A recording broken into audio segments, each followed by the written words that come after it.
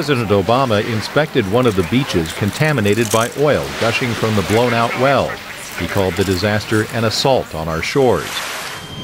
The president also got an aerial view of the damage in the Gulf of Mexico.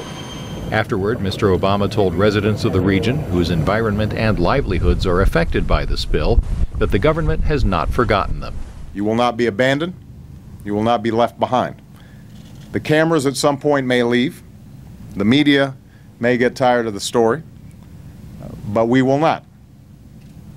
We are on your side, and we will see this through. The president met with Gulf state governors and military officials leading the response.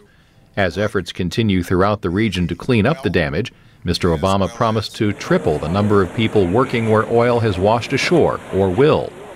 Public opinion polls show Americans are losing patience with the response to the disaster by the government and the president. The president's been here once.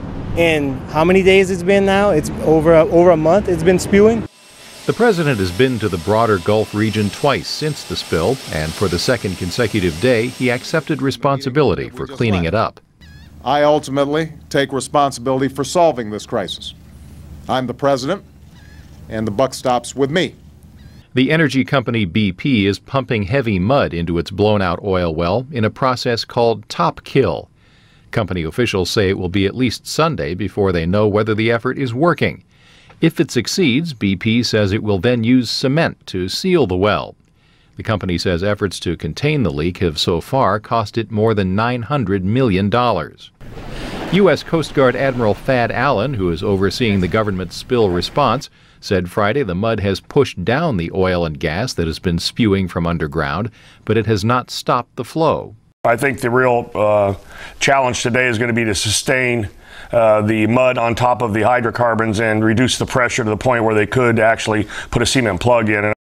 Scientists estimate that as much as 147 million liters of oil have poured into the Gulf since the Deepwater Horizon oil rig exploded on April 20th. Klein, VOA News, the White House.